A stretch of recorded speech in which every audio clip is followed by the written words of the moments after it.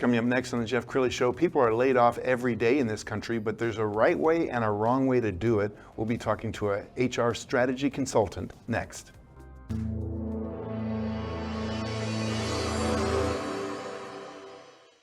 Many are predicting that the worst is yet to come, which is unfortunate, said one person here. Until now, they've enjoyed the reputation of being the nation's icebox. Watched a burglar in his home this morning by webcam. As a journalist of over 25 years, stories are what make my world turn. Reporting live from the Dallas newsroom tonight, Jeff Crilley, Fox 4 News. But in 2008, I took the jump from my familiar life and started a PR firm from my home. We're talking about anyone with a camcorder like the one I'm using becomes a television network. We started slowly growing the company, and we now have over 100 clients, and we've branched into the world of live digital broadcasting. I now own 8 different TV studios and have a huge team, and the stories that I now get to share are sometimes the most important of my life. Life has a funny way of coming around full circle. This is the Jeff Crilley Show. Well, in my news career, I worked for some very large corporations, and when they were going to fire somebody or lay somebody off, they had to do it by the book. They knew that it's a litigious society and people can get sued for anything, so they always did it by the book. To talk about that today, Shelley Majors, she's an HR strategy consultant. Thanks for coming on the show. Thanks for having me, Jeff. Very cool. Well, I think what you do is so fascinating because some companies have an in-house HR team, but you are almost like a fractional HR professional. Is that right? Yes, that is correct. I own Boardwalk Human Resources Consulting, and I am an HR strategy consultant to provide fractional HR services. Okay, so what's a good client look like for you? Would it be a small to mid-sized company that doesn't have its own internal HR?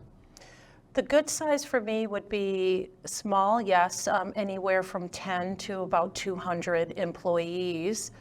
So that would be a good size for me. Yeah, and bosses may be smart at doing whatever it is that their company does, good product service, but they don't necessarily know all the minefields that are out there when it comes to HR. That is correct. Everyone assumes that HR just hires and fires people, but that's not true. There's so much more: compliance, employment, payday law, regulations, proper hiring techniques. So yes.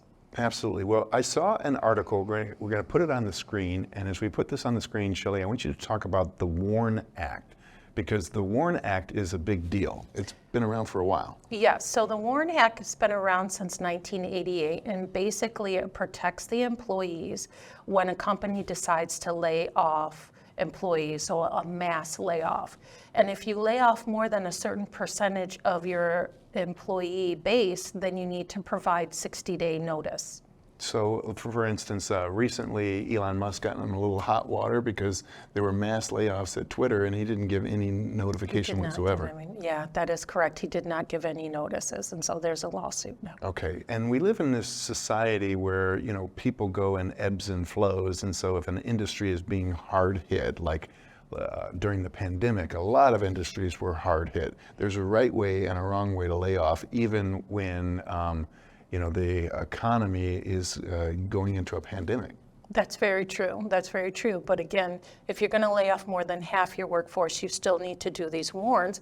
But there's things that you can do. You can look at severance agreements, or you can look at outsourcing organizations that find employment for other employees so that they're not just left wandering around trying to figure out what their next step is. Sure, we're going to pull up another headline, and I think this one also has to deal with the WARN Act. Yellow Corporation facing a WARN Act class action lawsuit. So the employees know about the WARN Act, and the employers have to know about it too. The employees do not know about the WARN Act until they talk to an attorney. And most employers, I would assume, would be familiar with the WARN Act, but may not be. Yes. But if you decide to lay off, yes. We're going to show some video from our library of people being laid off. And one thing that strikes me, Shelley, is that this is a right-to-work state. And so figuratively speaking, you could say, I don't like the color shirt you're wearing, and fire somebody.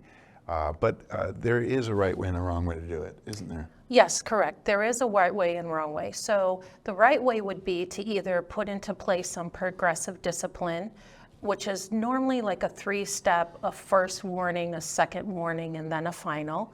You could look at a performance improvement plan, which gives someone a certain amount of time to improve, 30, 60, 90 days. And so you have to have all your documentation in place if the plan is to hire someone, not in a mass layoff, but if you're going to hire a bad employee, put your documents in place. Let's talk about something other than firing people, because I think there are so many different ways people can get in trouble with HR, even allowing a hostile workforce to happen. And that can happen sometimes where if they don't have a clothing policy and people come in and they're not dressed appropriately, and perhaps it invites a untoward comment.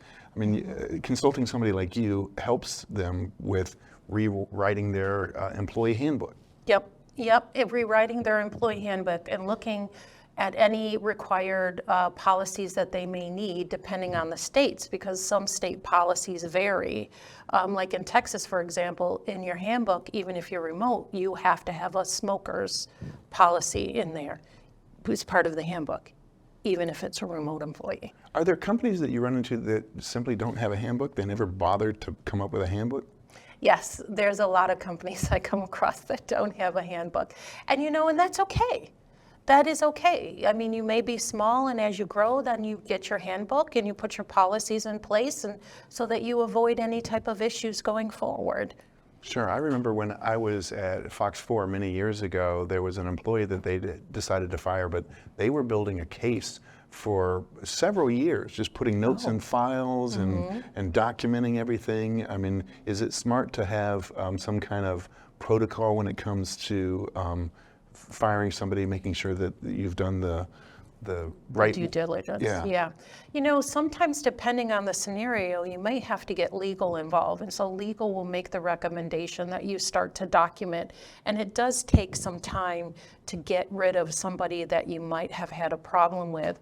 And at the end of the day, you also need some evidence too. So you just can't fire anybody willy-nilly, but you have to have the evidence as well. Let's talk about a thorny issue like working from home. I know during the pandemic, there were a lot of bosses who said, hey, I think we can always have a remote workforce. And then here it is 2 years after the pandemic, they're saying, nope, everybody's got to come back to the office. Yeah. So one of the problems I think that we're going to have with that is that people are so used to working remotely, and at the end of the day, you can still be as efficient on site as you are working remotely. And so keeping track of the employees, making sure that they're doing the work, that's why they really want people on site. But then I understand in a way about the remote work, because are you doing the work that you should be doing? Yeah. How do you keep track of that? How does an organization verify that? So they have things that keep track of the clicks on your computer, and are you working, and every once in 5 minutes it takes a photo of you or something like that to ensure that you're working. Now, if an employee does decide to monitor employees that way, do they have to let them know you're being monitored? Yes, they do. But it's not illegal to not let them know that you are monitoring. It would be good practice to let them know that they're being monitored. Sure. In the final minute or so, Shelley, how does somebody know when they need to bring in somebody like you? Most of the time I'm brought in when someone has an HR issue, but I want people to realize that, and organizations to realize that, get HR in there now and start to build the policies and procedures and the foundations that you need in place so that you can continue to run your organization and not have to worry about things like progressive discipline, laying people off, monitoring employees. And a lawsuit is very expensive. So very expensive. Bringing somebody in like you can actually save a lot of money depending on what the company is doing right or wrong. We're going to end with Shelley's LinkedIn page. We're going to put that on the screen, and please reach out to her for all your HR needs. Shelley Majors, thanks for coming on the show. Thanks for having me. You bet. That's it for now. We'll see you next time.